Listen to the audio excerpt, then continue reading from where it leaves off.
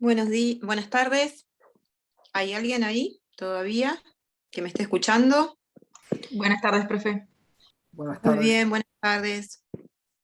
Saluden, así sé que no son figuritas nada más en blanco y negro. Buenas tardes, profe. Buenas tardes. Hola. ¿Me ven, no? Los que... Sí, se lo ve, se lo ve. ¿Sí? Porque yo no veo ninguno, todos tienen figuritas acá. El que quiera habilitar Hola, cámara, profe. ¿cómo andan? ¿Bien? ¿Todo bien? Bien, segundo, todo bien. Ay, veo a Sandra que salió otra vez. Alguien que ponga, por favor, la cara. Si es el movimiento, mejor. Así, como la valiente de Sandra. Así por lo menos siento que estoy dándole la clase a seres humanos. ¿No? ¿Cómo estás, Sandra? ¿Bien? No me escucha. Sí, me escucha. Bien, profesor. Bien, bien, bien, todo bien. Sos la única que veo, entonces por eso te saludo, ¿viste? El resto no veo a nadie. Hay re poquitito. ¿Ya empezaron a rendir?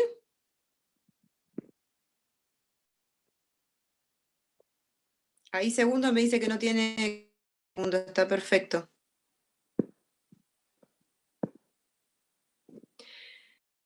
Bueno, esta clase empieza 1:30, ahí se están uniendo más. Más allá de que siempre nos habilitan un poco tarde, pero tendría que haber más gente ya acá. Oh, ahí veo otra valiente. María Belén y se fue. Álvarez, ¿cómo estás? Hola. Muy bien, ¿vos? Y Muy Pamela bien. hoy puso foto. Siempre está Pamela, pero hoy puso foto. Después tengo foto de Cintia, foto de Sofía. Bueno, vamos a ir porque ya pasaron más de 10 minutos del horario de inicio y es por una cuestión de respeto a todos los que estamos esperando desde 1:30 para poder reunirnos, ¿sí? Ah, muy bien, Pamela, ¿cómo estás? Ahí te veo. Ya te Hola, extrañaba, profe. había puesto una foto. Ahí ya No, puse, no ahí te ya puse. veía. No, pero yo necesito ver seres humanos del otro lado. Bueno, pocos seres humanos. A ver, Pablo Pintos, ¿estás? ¿Estará Pablo Pintos? Lo tomé así al azar, pobre Pablo Pintos, ¿no? Quiero saber si está. Ah, estás, Pablo, muy bien. ¿Cómo andás? ¿Bien? Ahí veo a Pilar también, veo a Francisco. Bueno, vamos a arrancar entonces. Todo bien. ¿Quién me decía algo?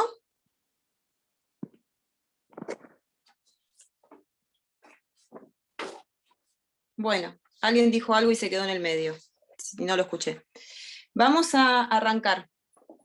Hoy, como saben, vamos a comenzar a abordar un tema que introdujimos la clase anterior, que es el relacionado con el punto 10b, pueblos indígenas, así figura en el programa, y vamos a abordar todos los temas que trae ese punto B de la unidad temática número 10.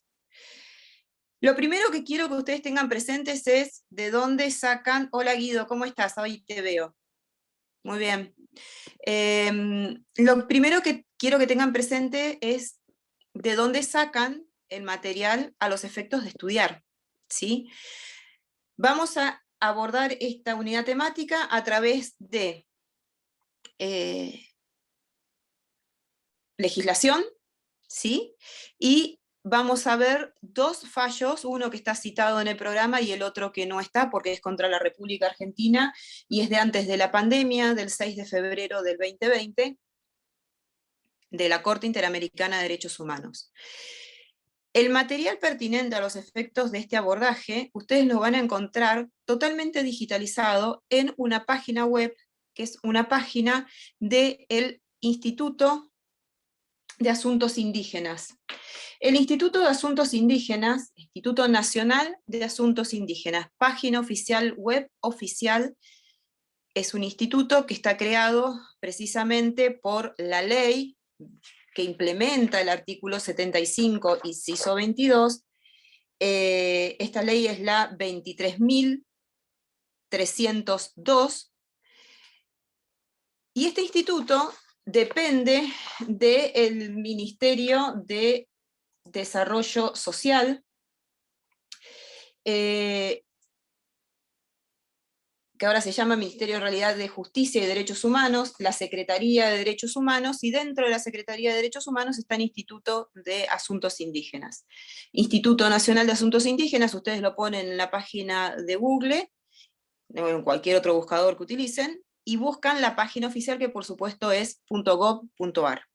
Ustedes ahí van a encontrar no solamente toda la legislación que vamos a abordar hoy, sino también el fallo contencioso contra la República Argentina. Y al que le interese más ahondar sobre el tema, va a encontrar muchos artículos de interés sobre la cuestión y noticias sobre el tema y el abordaje de los pueblos originarios en la República Argentina, incluso relevamientos censales, ¿sí? Y cuestiones que hacen precisamente a este tema. Así que, como soporte bibliográfico a los efectos de poder abordar, Cintia Sánchez se fue. Bueno, como soporte bibliográfico a los efectos de abordar esta unidad temática, tienen entonces la página oficial del Instituto Nacional de Asuntos Indígenas. ¿Sí? Tienen absolutamente todo lo que necesitan en esa página. Dicho esto, yo, si mal no recuerdo, les había dicho que traten de buscar, ya que tenemos algún conflicto atinente a los autodenominados o denominados pueblos aborígenes del sur, ¿sí? En este momento en la República Argentina, que busquen algún tema, alguna noticia de interés sobre esa cuestión, o alguna noticia que se relacione sobre este tema. ¿Alguien encontró algo? ¿Alguien sabe de lo que estoy hablando primero? Yo busqué. ¿Buscaste? A ver, Francisco, ¿qué encontraste? ¿O no buscaste y te entendí mal? Sí, busqué. Ah, bueno, contame qué buscaste, a ver, ¿qué encontraste? O sea, sobre el conflicto mapuche que hay en la Patagonia. Hace Muy bien. bastante igual ya de esto. O sea, encontré ¿cómo se llama? Una declaración de un líder mapuche de Neuquén que dice que básicamente las tensiones se dan por las ventas de tierras que hubieron en las últimas décadas en la Argentina, y el conflicto tiene que ver en razón de que los pueblos aborígenes o los mapuches consideran que esos territorios son suyos porque están con anterioridad al establecimiento del país, o sea, de la nación, básicamente, y que la misma Constitución les reconoce ciertas pautas para el diálogo y para que se los reconozca, y lo que reclaman son ciertos asentamientos mapuches en parques nacionales y municipalidades, básicamente. Y también encontré ciertos casos de conflictos que hubieron en los últimos años. Muy bien, Francisco, muy bien. Ese es un abordaje excelente lo que hiciste de la temática que está atravesando y que hoy por hoy también está un poco, a ver, llevada a extremos violentos, ¿sí? Pero hoy por hoy está en el tapete, en el sur de la República Argentina, al punto que el Estado Nacional ha enviado tropas de fuerzas de seguridad para ver cómo se mitiga esta cuestión. Pamela, que estaba así asintiendo, ¿algo encontraste vos también o no? Sí, yo me centré un poco más en lo que era la RAM. Sí, a ver, ¿y qué es la RAM? ¿Es una Toyota, es una camioneta? ¿No? No, es Resistencia Ancestral Mapuche. Muy bien. Es una organización así armada, bueno, que intenta reivindicar los derechos de esta comunidad desde mi opinión, o tal vez desde varios, desde un lado extremista. Con la reivindicación tal vez un poco, bueno, nos da como la vibración de la guerrilla para algunos, no sé, capaz alguno acá me puede decir que no concuerda, pero bueno, está bien. Y después tenemos, por supuesto, otras comunidades que también han hecho sus reclamos de manera mucho más pacífica y han obtenido mejores resultados, pero bueno. ¿Cómo cuál? ¿Tenés alguna? ¿O no? No me acuerdo los nombres, pero No, sí no, he está bien, visto está bien. algunos. No. He Es solo visto para videos. que... Sí, Dentro sí. de los mapuches igual hay varios grupos mucho más pacíficos y este se reconoce como el más extremista. Pero nada, eso. Busqué eso. Muy bien, Pamela. ¿Alguien más encontró algo sobre la RAM? Que ya sabemos que no es una camioneta. Eso es algo muy positivo, ¿no? Bueno, muy bien a los dos compañeros que hicieron la tarea. Aparte, hicieron un buen abordaje de la cuestión, y Francisco, en su intervención, introdujo muchos temas, muchos tópicos que efectivamente hacen a esta cuestión de la relación que tiene el Estado constituido, digamos, constitucionalmente, con las comunidades que ancestralmente habitan en el territorio argentino, o en el territorio donde existe un Estado, para generalizar, ¿no? Vamos a empezar a ver un tema yo algo se los introduje en la clase pasada, pero me interesa plantear algunas cuestiones que se relacionan con cómo es esta relación del Estado, el Estado constituido, el Estado legal, el Estado que nosotros como habitantes de la República Argentina reconocemos, y cómo es esa interacción con las comunidades aborígenes, que, a ver, en algún momento, en el modelo anterior de la Constitución Nacional, se entendía que esa relación del Estado era extremadamente paternalista, monocultural e integracionista. ¿Qué quiere decir todo esto? Ustedes recuerden que yo les dije que el artículo de la anterior Constitución, de la Constitución histórica, que diagramaba, que hablaba respecto de los pueblos originarios, que tampoco los denominaba de esta manera, sino que hablaba estrictamente de los indios, era el artículo 67, inciso 15. Concretamente, la única alusión que había en la Constitución era esta, y decía algo así como que el Congreso, porque el artículo 77 de la Constitución histórica era el que se relacionaba con las facultades del Congreso, decía que el Congreso debía precisamente legislar y tratar de mantener o tratar de hacer legislación a los efectos de que el Estado tenga y esto es textual, un trato pacífico con los indios y promoverlos al catolicismo. Ustedes advierten ahí estas características que yo les estoy marcando de un Estado monocultural, o sea, donde existe una sola cultura, un Estado paternalista, ¿sí? Donde el aborigen es entendido como si fuese un disminuido, por eso la cuestión de paternalismo, y además un Estado donde se intenta realizar una integración del aborigen, pero no una integración desde el lugar de respeto de los derechos, sino de una integración que implique que el aborigen pierda su cultura y se integre precisamente a la cultura establecida a través de la Constitución.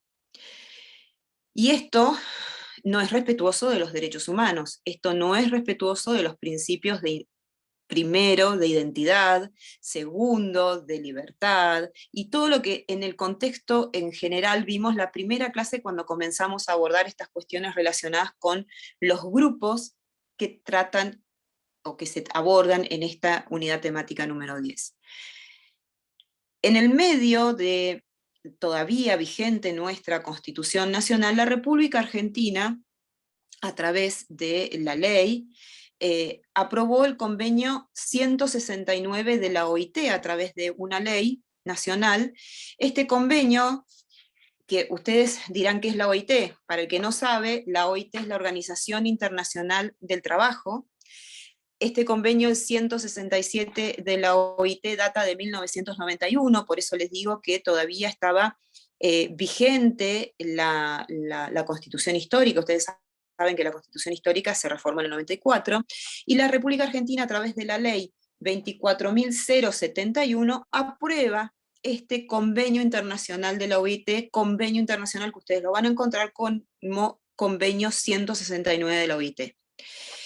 A ver, Este convenio lo que hace es cambiar el modelo de relación del Estado legal, del Estado constituido, con los pueblos o con los pobladores originarios, con los pobladores indígenas. Y entre las cosas importantes que reconoce, ustedes van a ver que este convenio está dividido en 3 partes.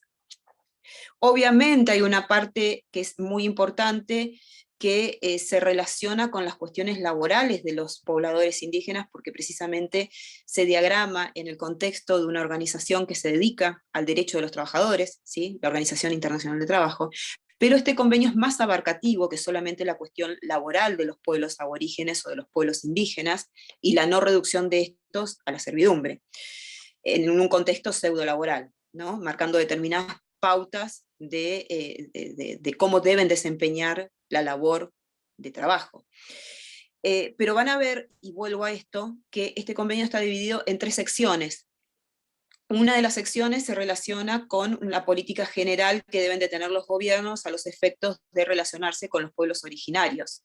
Y ustedes ahí van a ver cuestiones que se relacionan con este tema del respeto a su identidad, a no tener un Estado integracionista, a no tener un Estado monocultural, a tener un Estado donde respete al otro y respete al aborigen puntualmente desde su identidad cultural, ¿sí? Donde pueda desarrollar su identidad cultural el pueblo aborigen. Y van a ver también que, como les dije, este convenio es abarcativo de otros temas. Van a ver cómo este convenio trata cuestiones relacionadas con la salud de los pueblos aborígenes, cómo se debe respetar o hasta dónde se debe relacionar esta cuestión de los métodos de salud y de tratamiento de la enfermedad de los pueblos originarios, con sus terapéuticas propias, con la necesidad y hasta dónde se relaciona con la necesidad de atención en los nosocomios como nosotros los entendemos, ¿sí? Ustedes saben, y al que no sabe se lo cuento, hay todo un desarrollo específico y relacionado con las terapias aborígenes y cómo tratan las distintas enfermedades a través de procedimientos que les son propios, muchos vinculados con la naturaleza, ¿sí? Entonces, bueno, esta cuestión de cómo se relaciona, cómo se respeta el derecho de la salud en los pueblos originarios, y además cómo el Estado tampoco debe, si bien debe respetar, porque no tenemos que propender a un Estado integracionista ni monocultural, debe respetar sus formas de cuidado y de salud y de tratamiento de la enfermedad, hasta donde el Estado tiene que garantizar también a los pobladores aborígenes una adecuada inserción en los sistemas de salud que nosotros conocemos, nosocomiales, a los efectos del tratamiento, y de que los aborígenes no queden destinados a morir por situaciones que hoy por hoy pueden ser tratadas. Bueno, este convenio 169 de la OIT, obviamente, al ingresar a nuestro andamiaje legal, si bien es un poco extraño lo que les voy a contar, efectivamente chocaba con los principios de la Constitución Nacional. La Constitución Nacional establecía, como ya les dije, en el artículo 67, inciso 15, un modelo totalmente distinto de relación del Estado con los pueblos aborígenes. Por eso, cuando se plantea la necesidad de reforma de la Constitución Nacional, una de las cuestiones a reformar precisamente fue esta, vinculada a la relación del Estado con los pueblos originarios. Y en este marco es donde surge el artículo 75, inciso 17 de la Constitución Nacional, artículo que es de estudio y de lectura obligatoria y de comprensión obligatoria. Este artículo, el 75, inciso 17, como ustedes saben, el artículo 75 de la Constitución Nacional también se relaciona con las facultades del Congreso. Bueno, este artículo precisamente lo que establece es que los pueblos aborígenes, o que el Congreso reconoce, tiene que hacer una ley donde se reconozca esta cuestión relacionada con la preexistencia étnica y cultural de los pueblos aborígenes. Y habla de cuestiones muy específicas, como por ejemplo, que estén insertos en la culturización bilingüe. O sea, hay que garantizar al pueblo aborigen la formación bilingüe e intercultural, ¿sí? Para que tengan una adecuada inserción en el Estado, pero además para que ellos conserven su propia identidad, y esto es una pauta muy importante, que además está reconocida en la Constitución Nacional y tiene jerarquía constitucional. Tiene que haber un adecuado respeto de su identidad, y además, otra cuestión que se marca es la relacionada con el tema de la estrecha vinculación que tienen los pobladores indígenas o los pobladores pertenecientes a una comunidad de origen con la tierra, con el terruño, con el lugar donde desarrollan sus actividades. Por esa razón, ustedes van a ver que en la Constitución Nacional precisamente se reconoce la posibilidad de que los pobladores aborígenes posean una propiedad comunitaria de la tierra, ¿sí? Un derecho de propiedad comunitario de la tierra.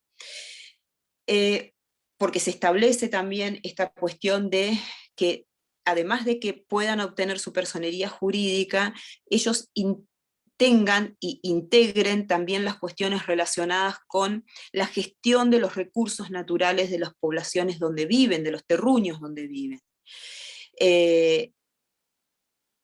Estos tópicos que a modo de pautas legislativas va marcando el artículo 75, inciso 17, después se desarrollan específicamente en la ley que se dictó a esos efectos, que como ya les dije es la ley 23.302. Es la ley que vertebra todos los derechos de los pueblos aborígenes, es la ley que define qué es un aborigen y consecuentemente define qué es una comunidad aborigen. Ustedes van a ver ahí en el artículo 2 de la ley, que define a la comunidad aborigen como aquella que en algún momento ancestral pertenece a un determinado lugar, se define como tal, preexiste antes de la colonización de la República Argentina y de la definición de la Argentina como tal, y esa relación estrecha que tienen también con el terruño en donde habitan.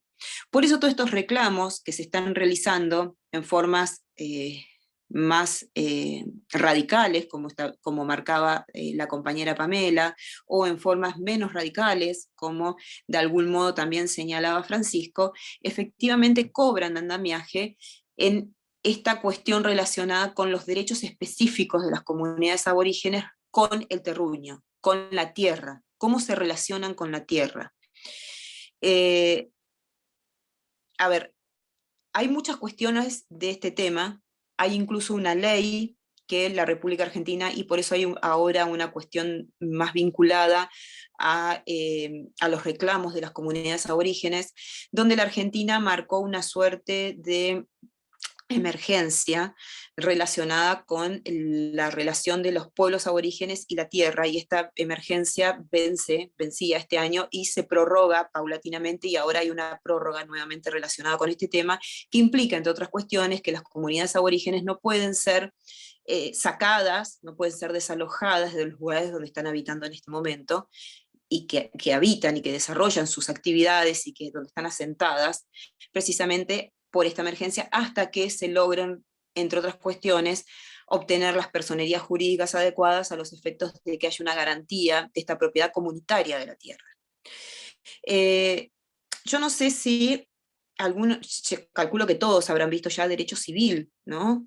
Y en este contexto del derecho civil, creo que nadie vio derechos reales todavía, pero nosotros en la República Argentina tenemos marcados determinados derechos reales, y entre ellos la propiedad es uno de los derechos reales más importantes que nosotros como sociedad preservamos. La propiedad que tenemos dentro de nuestro derecho civil es una propiedad individual, ¿sí? Una propiedad de la tierra, las propiedades como nosotros conocemos, el derecho de propiedad. Pues se marca que en la Constitución Nacional, a través de esta introducción de la propiedad comunitaria de la tierra, se estaría estableciendo una forma nueva de derecho, porque esta propiedad comunitaria de la tierra, que además se establece que tiene que ser inembargable, que no puede ser enajenada, o sea, que es propia de la comunidad como tal, de la comunidad de aborigen como tal, que logre esta declaración de propiedad comunitaria de la tierra, cambiaría un poco, y bastante, importante la óptica y doctrina que dice esto, de la consideración de la propiedad civil e individual de la tierra tal como la conocemos nosotros.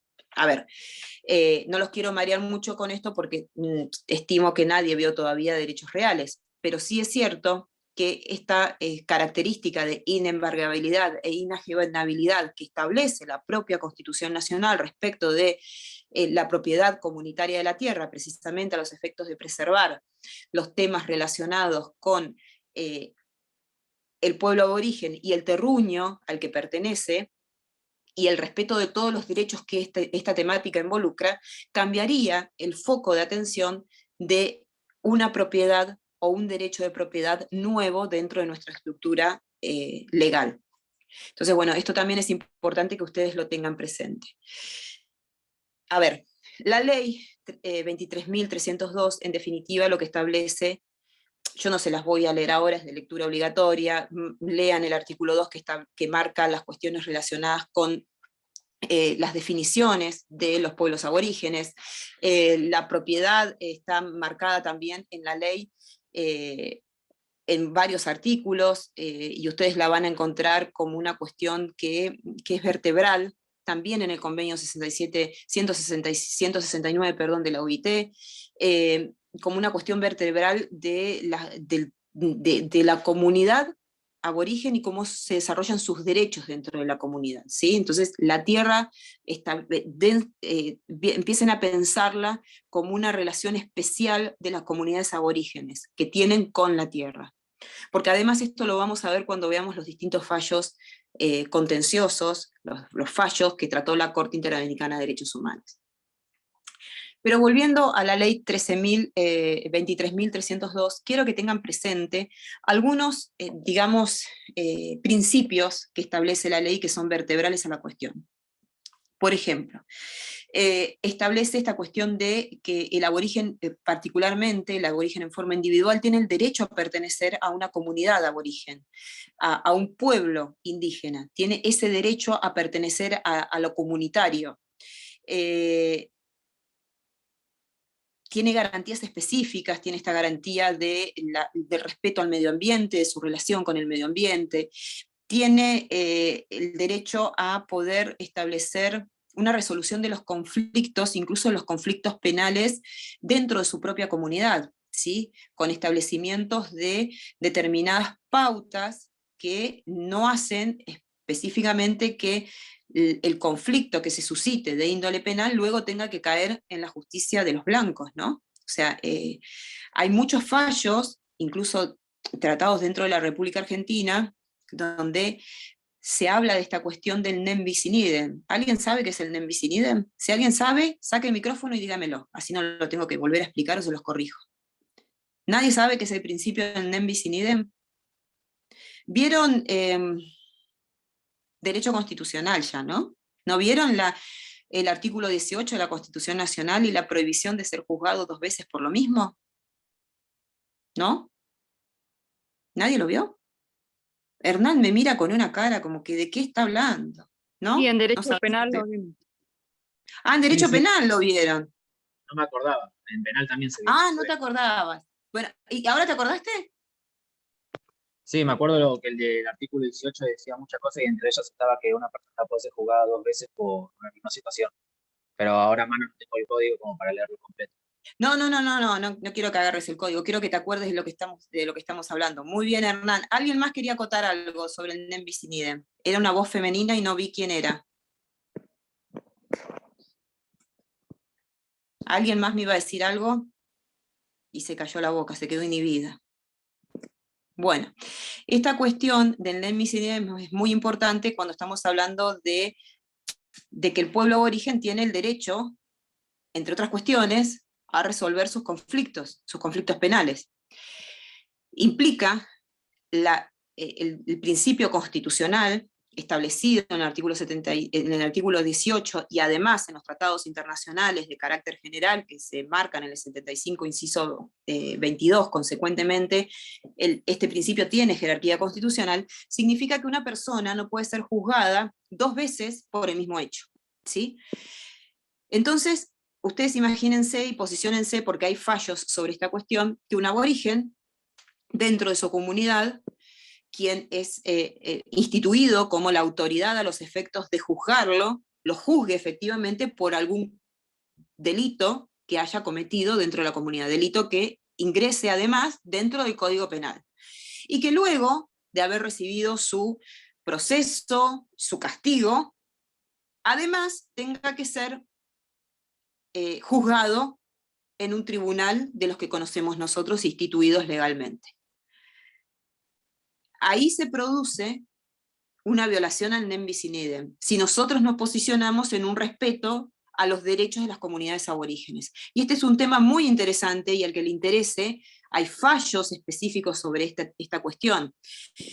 Hay críticas también que se desarrollan porque muchos de los castigos previstos dentro de las distintas comunidades aborígenes se relacionan con azotes, se relacionan con torturas, o se relacionan con tratos que por ahí pueden ingresar dentro de la Convención para Prevenir y Erradicar todas las formas de tortura, que incluso integra nuestro artículo 75, inciso 22. Pero cierto es, por otro lado, que algunas cuestiones se relacionan con establecer cómo es el cumplimiento que nosotros tenemos de las penas privativas de libertad y en qué condiciones se cumplen esas penas privativas de libertad.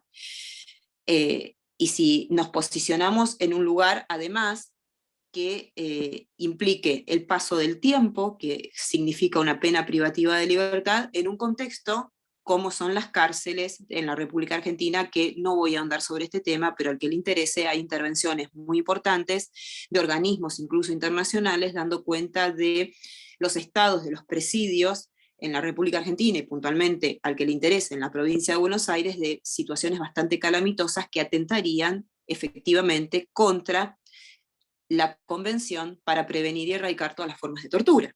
Entonces, si nos vamos a posicionar en un respeto adecuado por las comunidades aborígenes, por sus formas de resolución de conflictos, esta cuestión involucraría una violación al principio de doble juzgamiento, y si el aborigen ya fue juzgado, sentenciado y condenado dentro de su comunidad, e incluso cumplió determinada condena establecida por la comunidad, no puede el caso nuevamente caer en la justicia, digamos, ordinaria, o la justicia que nosotros instituimos, porque se estaría violando el nem bis in idem, ¿sí? ¿Me siguen con esto? No sé si me explico adecuadamente, porque esto es un tema que es muy lindo para desarrollar, pero es un tema interesante para que ustedes comprendan adecuadamente desde un lugar jurídico cuál es el respeto a esta identidad cultural de los pueblos aborígenes y a su preexistencia étnica y cultural, tal como marca nuestro artículo 75, inciso 17 de la Constitución Nacional. Bueno, estas son pautas generales que se establecen en la ley 23.302. No voy a desarrollarles toda la ley, pero sí quiero que la lean y que cualquier duda que tengan sobre el tema me lo planteen. Yo quiero además que ustedes vean otros documentos que también están colgados en la página del Instituto Nacional de Asuntos Indígenas que se relacionan, con los derechos de los pueblos aborígenes. Uno de esos instrumentos es la Declaración Universal de los Pueblos Indígenas. Esta Declaración Universal está dictada, por supuesto, en el marco de la ONU, y es del 13 de septiembre del 2007, es la Declaración sobre Derechos de los Pueblos Indígenas. Esta declaración es interesante, es importante que ustedes la lean, está colgada en la página, les vuelvo a repetir, pero esta declaración es interesante a los efectos de que ustedes vean determinadas cuestiones. Primero me interesa que ustedes lean el preámbulo de esta declaración y hagan foco de atención en varios artículos. Pero yo les voy a marcar algunos conceptos que me parecen que son trascendentes en esta convención, esta declaración, porque no es una convención, es una declaración. ¿Saben la diferencia entre declaración y convención, no? Díganme que la saben. ¿No saben? ¿La diferencia entre declaración y convención? ¿No lo vieron en derecho constitucional? ¿No? ¿Nadie se acuerda? Bueno, una Sinceramente declaración... no lo recuerdo. Si lo vimos, no me acuerdo yo por lo menos. Bueno, seguro lo vieron porque es un tema obligatorio de derecho constitucional, pero bueno, pandemia mediante, todos nos podemos olvidar de todas las cosas, así que yo les voy a explicar qué es la diferencia entre una convención y una declaración. Una declaración es precisamente una manifestación de determinados principios y determinados derechos que realiza un organismo internacional, ¿sí? En este caso, la ONU, la Organización Internacional de Estados. Para que una declaración o un tema relacionado con una declaración de derechos pase a ser una convención, lo que necesita es el acuerdo de los estados, ¿sí? De los estados que componen esa organización internacional. Y ese acuerdo se va dando a través de las distintas ratificaciones o de las distintas anuencias que van dando y que van haciendo los estados a un documento internacional que además pautan que se va a instrumentalizar a través de una convención. Entonces, ustedes para que vean la diferencia, tenemos por un lado la Declaración Americana de Derechos del Hombre, ¿sí? Y por el otro lado tenemos la Convención Americana de Derechos. La diferencia entre un instrumento y otro es que la declaración fue realizada en el marco de la Organización de Estados Americanos, y la convención fue a través de un pacto que hicieron todos los estados americanos que quisieron firmar este instrumento internacional, y se pusieron de acuerdo y establecieron determinados derechos.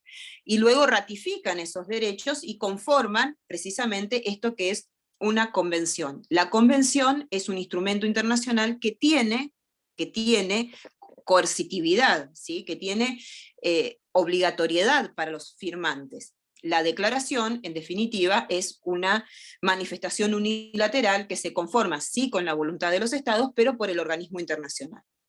Ustedes, cuando adviertan esta diferencia, vean que en el artículo 75, inciso 22, nosotros tenemos, con jerarquía constitucional, declaraciones y convenciones. La diferencia es esta, ¿sí? La convención está firmada por los organismos por los estados que conforman ese organismo internacional, y además esa firma implica que se obligan al cumplimiento de los derechos que se establecen específicamente en ese instrumento internacional, ¿no? Y luego además, en la República Argentina, la forma de incorporación de ese instrumento es a través de una ratificación. Les explico todo esto, ¿por qué? Porque la declaración de la ONU es una declaración de pueblos originarios, de pueblos aborígenes, de comunidades tribales, como se denomina también, que de momento, es del 2007, y de momento no tiene esa jerarquía, porque no fue dictada como una convención, ¿sí? Pero sí es el instrumento internacional que establece en forma general artículos y principios y derechos de las comunidades aborígenes o tribales, porque imagínense que la ONU tiene implicancia en todo el mundo, entonces también hace alusión a comunidades aborígenes que por ahí son muy extrañas a nuestra realidad, como las comunidades aborígenes de África, ¿sí? Entonces, donde los pueblos aborígenes, los pueblos originarios tienen mayor preponderancia que los pueblos no originarios o aborígenes, ¿sí? Es a la inversa de lo que nosotros tenemos acá como relación. Entonces, esta Declaración Universal, que además es de lectura obligatoria, es muy interesante a los efectos de ver este tratamiento en general que se hacen de los derechos de las comunidades aborígenes. Es importante que ustedes tengan presente acá el preámbulo, y además después distintos artículos. Entre ellos es importante que tengan en cuenta, por ejemplo, la definición que se trae en este instrumento internacional, la definición que se trae de comunidades aborígenes. Pero yo les voy a marcar determinados conceptos que son importantes para que nos posicionemos y entendamos esta cuestión de los pueblos aborígenes. Ustedes van a ver ahí que en los artículos 3, 4, 5 y 6, se establecen, cuestiones relacionadas con algo que se conoce como una autodeterminación limitada, que precisamente este tema de la autodeterminación limitada significa una doble relación. Significa, por un lado, la posibilidad de desarrollo de las comunidades aborígenes en sus costumbres, en sus formas de vida, en sus formas de resolución de conflictos, en su forma de resolución de su derecho a la salud, pero además su inserción dentro de un Estado, ¿sí? Entonces ellos tienen la posibilidad, y está reconocido en esta declaración, de esta autodeterminación limitada. Ellos pueden autodeterminarse, pero limitadamente. Quiere decir esto que ellos tienen que reconocer las autoridades instituidas legalmente dentro del Estado, nación, en el cual habitan, ¿sí? Esto quiere decir cuando la declaración hace alusión a la autodeterminación limitada que además comienza a tratarse en el propio preámbulo de la declaración. Esta cuestión de no tener el Estado la figura paternalista ni monocultural. Estoy cortando el celular y no sé qué. Bueno, se me perdió el mensaje que me mandaste. Bueno, apagá la cámara, así puedes escuchar la clase, ¿sí? Hay un compañero que me dice Sí, que gracias. sí.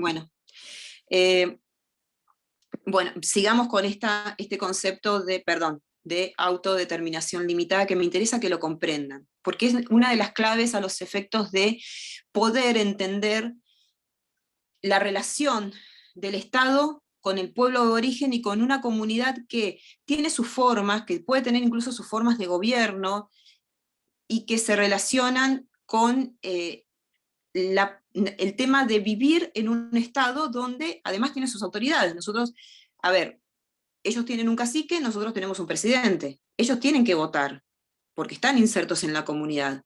Tienen que reconocer al presidente, tienen que reconocer las autoridades legislativas, pero también tienen sus formas de legislación, ¿sí? Tienen que reconocer las autoridades judiciales, pero también tienen sus formas de resolución de conflictos, y tienen que ser respetadas. Esto que les estoy marcando se denomina, y ustedes lo van a ver, y lo van a ver tratado en forma general y especial en cada uno de los derechos, como este principio de autodeterminación limitada, ¿sí? Ellos se autodeterminan, pero limitadamente respetando las autoridades instituidas legalmente en el Estado, nación en el cual habitan, ¿sí? Que es un poco lo que marcaba la compañera Pamela cuando decía, bueno, a ver, los de la RAM son un poco extremistas, ¿no? Los de la RAM no estarían haciendo un reclamo legítimo de sus derechos, o de lo que pretenden que son sus derechos, respetando las normas y las pautas de la comunidad donde viven. Y eso es lo que ingresa en la conflictividad. No estarían haciendo respeto de esta cuestión relacionada con la autodeterminación limitada que poseen las comunidades aborígenes insertas dentro de un Estado, ¿sí?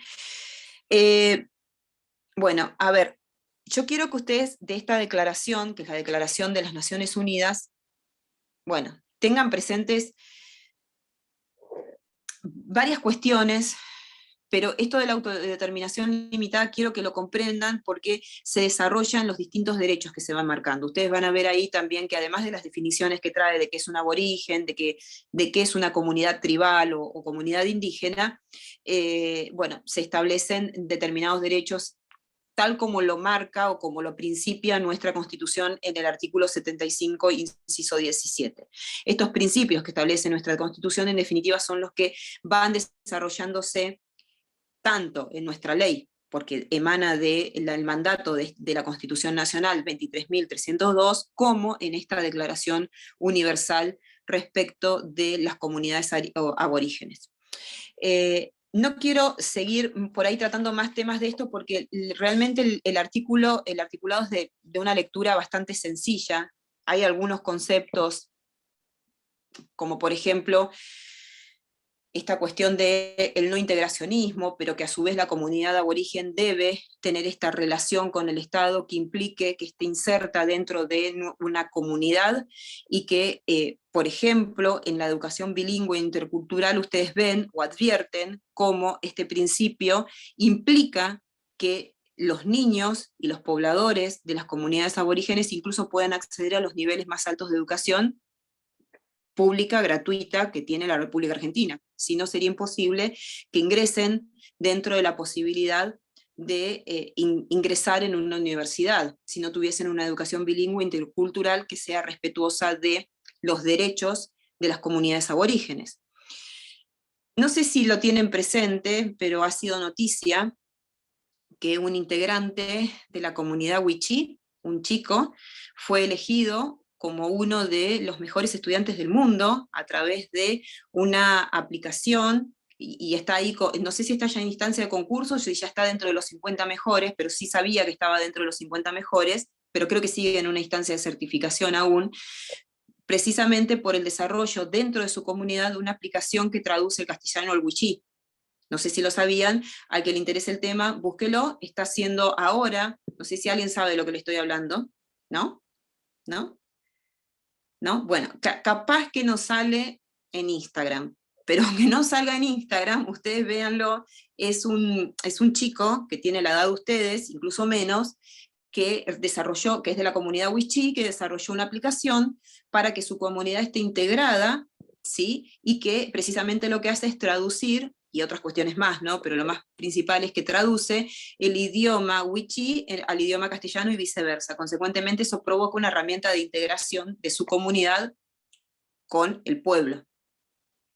Esto, para hacer una digresión, implica precisamente que se han garantizado los derechos de una educación bilingüe intercultural. Si no, este niño, componente de la comunidad wichí, nunca podría haber accedido a la posibilidad de desarrollar precisamente esta aplicación. Imagínense ustedes que, no sé si alguien conoce, alguna vez vio o estuvo cerca de algún tipo de comunidad aborigen. Por ahí si se fueron a las cataratas, ahí tienen cerca de las cataratas varias comunidades que se relacionan con los pueblos guaraníes, ¿sí?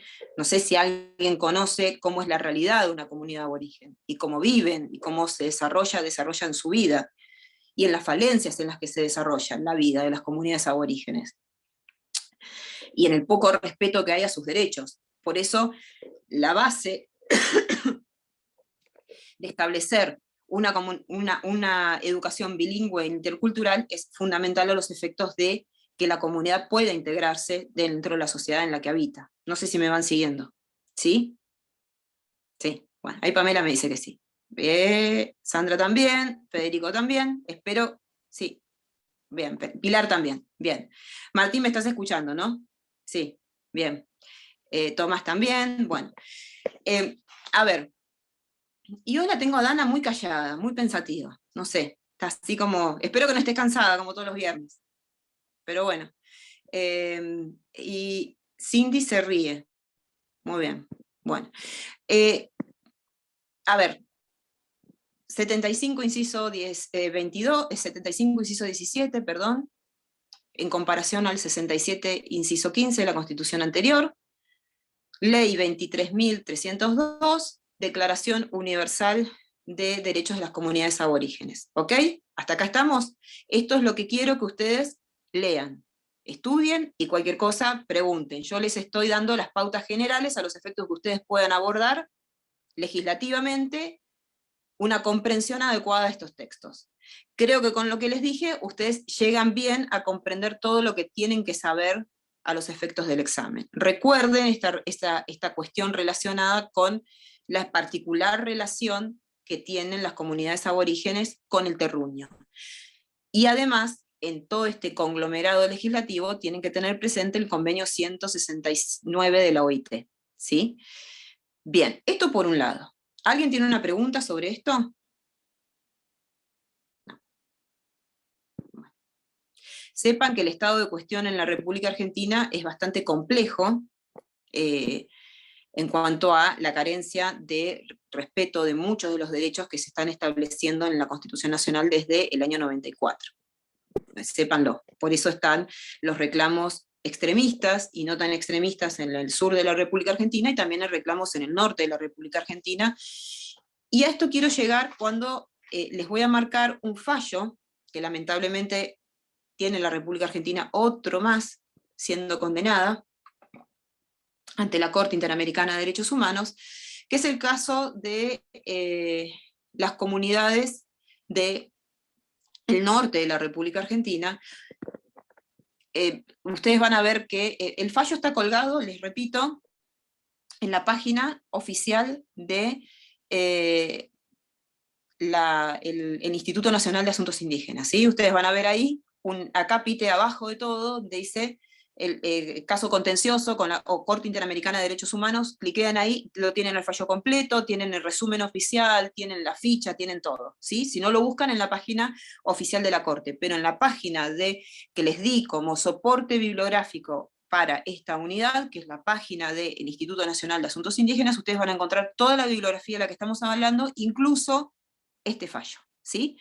Bueno, la República Argentina terminó condenada precisamente por el no respeto, entre otras cuestiones, ¿no? El no respeto del terruño que estaban reclamando con relación a 2 lotes que evidentemente tienen una extensión bastante importante, que estaban en el norte de la República Argentina y se relacionan con las comunidades wichí.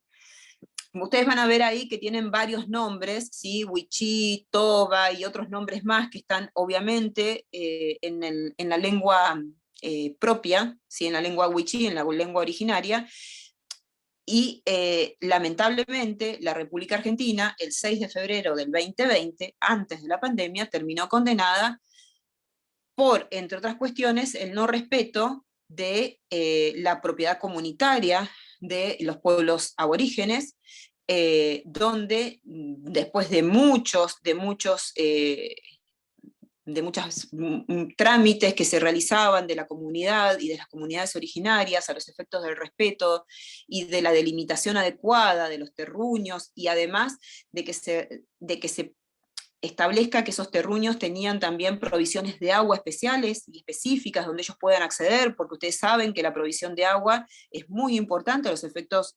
Nosotros abrimos la canilla y ahí nos sale agua, pero si vivimos en una comunidad aborigen y no tenemos cursos de aguas naturales que pasan porque esos cursos de aguas naturales son vendidos, son loteados o son de algún modo adoptados por particulares, o utilizados por particulares, o prohibidos a que la comunidad acceda, efectivamente no se puede desarrollar una vida en un contexto comunitario con una relación con la tierra como la que desarrollan los pueblos originarios. Entonces ustedes ahí van a ver cómo la República Argentina es condenada a la violación del derecho de la propiedad comunitaria, que creo que no se los marqué, pero está inserto el derecho a la propiedad comunitaria también en la Convención Americana de Derechos Humanos en el artículo 21. Bueno, ustedes van a ver también ahí cómo tampoco la República Argentina garantizó, y también es condenada por esto, como les decía, pero es una condena, a ver, que se relaciona con el derecho a un medio ambiente sano que deben tener las comunidades aborígenes, a una alimentación adecuada, porque hubieron muchos aborígenes que precisamente fallecieron o tuvieron problemas de salud graves por no tener una alimentación adecuada, por no tener una provisión adecuada de alimentos. El tema del agua, del acceso al agua y al agua potable, y la posibilidad de participar en la vida cultural respecto a la toma y a la adopción de decisiones que se relacionen con la comunidad. Bueno, además en este caso, la República Argentina, dado el paso del tiempo que sucedió desde los primeros reclamos de las comunidades wichí del norte de la República Argentina con el Estado provincial y luego con el Estado nacional, también termina siendo condenado al no respeto a las garantías judiciales adecuadas, que ustedes saben que están enmarcadas en el artículo 8 y en el artículo 25 del Pacto de San José de Costa Rica.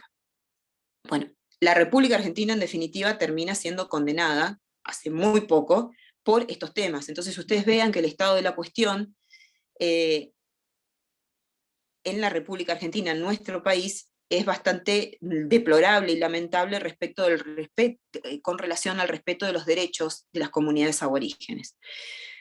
Por eso les marco este caso fundamentalmente, que les pido que por favor lean al menos la ficha técnica y el resumen oficial para que se posicionen en de qué estamos hablando. No hagan mucho foco de atención, sí discriminen los momentos en donde la comunidad comienza a hacer estos tipos de reclamos y dónde se marcan las vulneraciones de derechos, pero ustedes después van a ver ahí en el desarrollo de los hechos del caso, que es un poco tedioso, todos los reclamos que fueron haciendo las distintas comunidades a los efectos de que se les respeten sus derechos y fundamentalmente sus derechos a la tierra, y a la tierra con acceso a agua, a la posibilidad de tener agua potable. Entonces, ahí es un poco tedioso, dicen, en 1992 hizo tal cosa, en 1993, esa parte, empiecen a ver dónde comenzaron, hasta dónde terminaron, y por eso, en definitiva, después la República Argentina termina siendo condenada al artículo 8 y al artículo 25 de no respeto de las garantías judiciales, porque no le dio una respuesta adecuada a las comunidades cuando hacían las pretensiones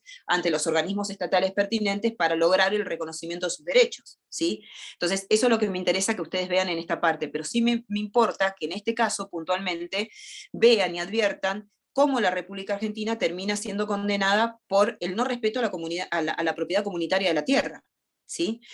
Y esta cuestión relacionada con cómo tiene que intervenir el Estado con el derecho de la alimentación, el derecho a la salud, el derecho a un medio ambiente sano de las comunidades aborígenes.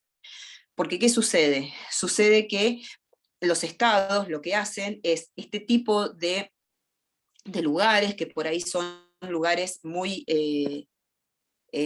requeridos por lo que salen, por lo que cuestan económicamente, son explotados, son vendidos, y se talan árboles, se producen talas indiscriminadas, o se producen determinadas explotaciones que contaminan el medio ambiente, que contaminan los afluentes de aguas naturales, y las comunidades aborígenes en definitiva terminan siendo desplazadas de sus lugares porque, entre otras cuestiones, no pueden desarrollar la vida que ellos venían desarrollando en un ambiente que está contaminado, o en un ambiente que no es el adecuado porque el agua que tienen, el afluente de agua, está siendo intervenido por la explotación comercial que se está desarrollando a pocos kilómetros de donde habitan. Entonces, estas cuestiones son las que se marcan en este fallo. Y la República Argentina, les repito, fue condenada en febrero del año pasado. Entonces, es un fallo de extrema actualidad que da cuenta de cómo el Estado argentino se relaciona hoy con las comunidades aborígenes que todavía tenemos en la República Argentina. No tenemos muchas, no las cuidamos, pero sí tenemos algunas. El otro fallo que se pide en el programa es el fallo de Yaqueaxia contra Paraguay, ¿sí?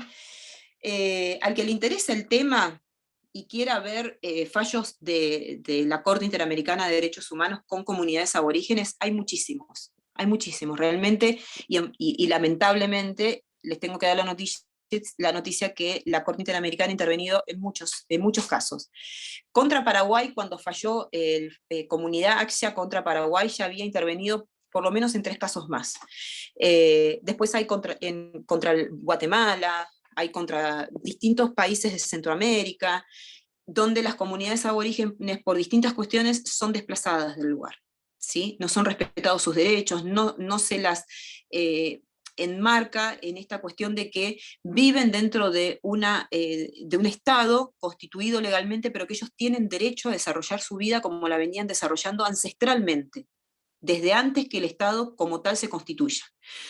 En Yaqueaxia contra Paraguay, precisamente ese es el nombre de la comunidad, es del 2006, y la Corte Interamericana de Derechos Humanos también condenó al Estado paraguayo precisamente por el no respeto de la relación de Yaqueaxia con el terruño donde vivía ancestralmente, y cómo la fue desplazando y le fue quitando el terruño, el espacio territorial donde habitaba comunitariamente. Y en ese contexto, cómo no se respetaron tampoco sus derechos de vivienda, de salud, de vida, porque hubieron muchos aborígenes que en el marco de todos estos desplazamientos y por no garantía de sus derechos fallecieron. Entonces ahí también Paraguay terminó siendo condenado por el artículo 4 de la Convención de San José, del Pacto de San José de Costa Rica, que precisamente se relaciona con la vida.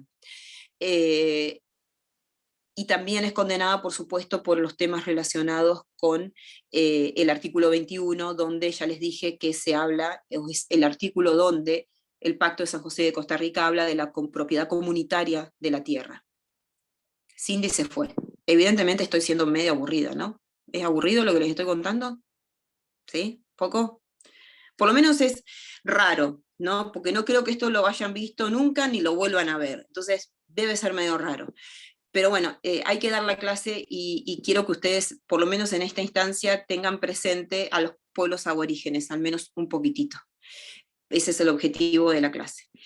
Bueno, les repito que en Comunidad Acción, entonces, contra Paraguay, también la Corte Interamericana condena a Paraguay por el no respeto de la propiedad comunitaria de la tierra, también como lo hizo con la República Argentina en febrero del año pasado, por el no respeto de las garantías, porque nunca a las comunidades se les da respuesta o una respuesta adecuada cuando hacen los planteos respecto de la titularidad de las tierras donde habitan, y además fue condenada por esta cuestión relacionada con el artículo 4, porque muchos aborígenes en el transcurso de todo este proceso y de todos estos procesos que fueron a la exclusión de los terruños donde vivían, fallecieron o perdieron su vida, por cuestiones que eran totalmente evitables. Y eso lo establece así la Corte Interamericana de Derechos Humanos.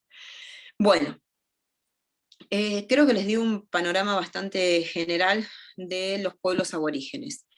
¿Alguien tiene alguna pregunta? ¿Alguien me quiere consultar algo? ¿No? ¿Esta virtualidad? ¿No? ¿El convenio es 169 o 167? No, 169 de la OIT. Gracias. Convenio 169 de la OIT. Que fue aprobado por la República Argentina, les dije el número de ley, ¿no? Se los repito, si no, a ver, lo busco. El número de ley del 169 de la OIT es la ley 24.071. A través de la ley 24.061, ustedes la googlean, van a encontrar el convenio 169 de la OIT, que además está en la página del Instituto Nacional de Asuntos Indígenas. Bueno, ¿me quieren plantear alguna cuestión respecto a este tema?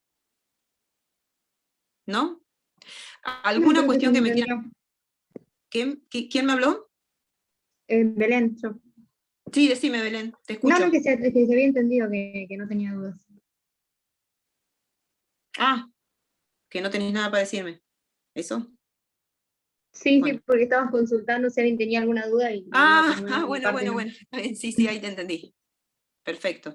Bueno, chicos, a ver, si tienen alguna duda sobre alguno de los temas que yo di, o algunos de los temas que ustedes no entendieron, no comprendieron, por más de que no haya sido que yo se los haya dado, me lo pueden plantear. Si no, me lo plantean a través de las formas virtuales de conexión que tenemos ahora, mail, plataforma, ¿sí? O mándenme un mail a mi mail que está registrado en la plataforma y yo se los contestaré. Tengo entendido que ya estamos muy cerca del examen. Sepan que el examen creo que va a ser bajo la misma modalidad que se desarrolló el primer parcial. Las preguntas que se van a realizar son básicamente de los temas tratados. Cualquier otra duda que tengan sobre las cuestiones relacionadas a la dinámica del examen, pregúntenselas a Fabio Farinella, que creo que lo ven una vez más todavía antes del examen, ¿no? ¿O estoy equivocada? ¿Lo ven una vez más la semana que viene? Sí, ¿no? Bueno. Yo tengo para mí que ustedes lo vuelven a ver la semana que viene. Cualquier duda que tengan respecto a la dinámica de cómo se va a desarrollar el parcial, se la preguntan a él, ¿sí? Espero que este desarrollo de todas las clases y este conocimiento virtual que hemos tenido les haya servido al menos de algo, por lo menos para pensar o repensar estos temas nuevos que les estamos tratando, que les estamos trayendo. Hay algunos temas que por ahí son más convocantes, hay otros temas que no lo son tanto, pero siempre la idea es que ustedes tengan un foco de atención crítico sobre cada una de las cuestiones que se plantean en esta cursada, o al menos eso es lo que yo intento con las clases que les doy. Particularmente, para mí, ha sido un gusto verlos virtualmente. Algunos los conocí solamente por estas dos pelotitas blancas que ponen como esfinge en la fotito, ni siquiera foto me cuelgan, y a otros los vi personalmente con imágenes como a los que puedo ver que se mueven, y eso es gratificante para alguien que está hablando a la nada misma. Entonces, por eso a veces yo les hago un poco de hincapié en que por lo menos los vea moviéndose, ¿sí? Pestañeando y poniendo caras diciendo qué está diciendo esta mujer, por el amor de Dios. Bueno, espero que de algo les haya servido todo esto. nos veremos físicamente en algún momento cuando nuestra cursada retome la cotidianeidad y la presencialidad. Ruego que todos aprueben el examen, así nos cruzamos desde otra manera y no en el aula, porque me interesa que todos los que llegaron hasta acá puedan aprobar y que han hecho el esfuerzo, y muchos que no han tenido virtualidad o no han tenido conexión, que lo han hecho con mucho sacrificio, así que bueno, eso es totalmente merituable. Y bueno, ha sido un gusto estar con ustedes, creo que esta es la última clase que vamos a tener juntos, salvo que tengamos alguna clase más de apoyo. Bueno, los saludo y nos veremos cuando nos crucemos por la facu, ¿sí? Ha sido un placer. Muchas gracias. Chau, chicos. Gracias, Hasta luego. profe. No, de Muchísimas nada. gracias, Profe. profe. Gracias. Chau, chau. Adiós. Hasta luego.